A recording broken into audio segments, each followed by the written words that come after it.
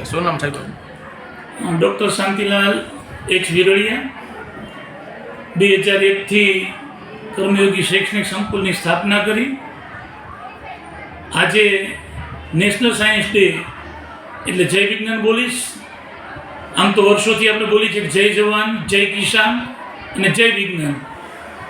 તો આવા 28મી ફેબ્રુઆરી 2024ના રોજ આ કેમ્પસમાં વિદ્યાર્થીઓના માધ્યમથી, ગુરુજનોના ગાઈડન્સથી સરસ મજાનું એક વૈજ્ઞાનિક ઢબે આધુનિક પ્રદર્શનનું આયોજન કર્યું છે.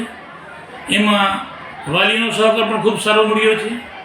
એમાં જ લોકવિજ્ઞાન કેન્દ્રમાંથી પણ ડૉક્ટર ભાયણ સાહેબનો પણ ખૂબ સહકાર મળ્યો છે. આજે આપને જણાવતા આનંદ થાય છે કે 2001ની સાલમાં ફક્ત પ્લે હાઉસ અને પહેલું બીજું ધોરણ શરૂ કર્યું હતું. આજે એ બીજ એક વટવૃક્ષ બની ગયું બધાના સહકારથી. આજે પ્લે હાઉસથી પીજી સુધી એટલે કે કોલેજના પણ 5 કોર્સ ચાલે છે.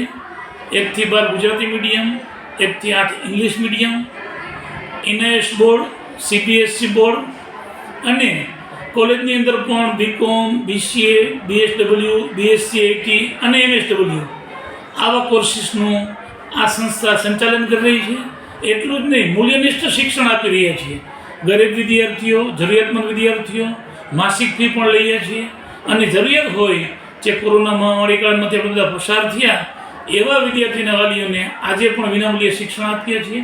અને આ સંસ્થા એવું ઈચ્છે છે કે શિક્ષણ છે એ જ ઉત્તમ મૂડી છે. એટલે ગરીબ વિદ્યાર્થીઓમાં પણ જ્ઞાન છે, એના પણ સપનાઓ છે. તો એ સપનાઓ આ શિક્ષણના માધ્યમથી સાકાર થાય અને આપણા દેશના યશસ્વી વડાપ્રધાન છે શ્રી નરેન્દ્રભાઈ મોદી, એમને એક આદર્શ ગુરુ માનું છું, રોલ મોડેલ માનું છું.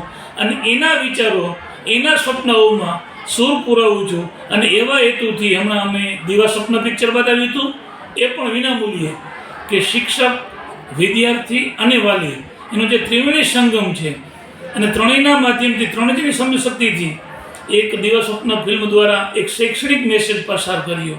આમ તો ગણપતિ મહોત્સવ, કૃષ્ણ મહોત્સવ, નવરાત્રિ મહોત્સવ અને આવા રાષ્ટ્રીય તહેવારો, રાષ્ટ્રીય વિજ્ઞાન દિવસ, રાષ્ટ્રીય ભાષા દિવસ, હિન્દી દિનની પણ અમે ઉજવણી કરીએ છીએ. અને વિદ્યાર્થીઓને વધુમાં વધુ શૈક્ષણિક રીતે એક સારું પ્લેટફોર્મ પૂરું પાડી અને આ સમાજને કંઈક આપવા માટે અમારું ટ્રસ્ટી મંડળ હરહંમેશ કટિબદ્ધ છે. વિશેષ હેલો સૌરાષ્ટ્ર ન્યૂઝ ચેનલને આજે 25મું વર્ષ ચાલે છે.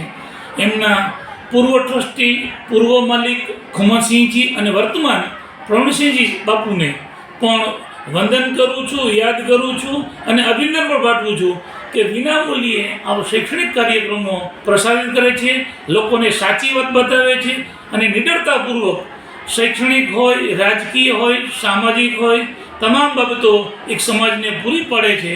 ફરીથી એ સંસ્થાનો, એ ચેનલનો આભાર માનું છું. અસ્તુ, વંદે માતરમ, ભારત માતાની જય.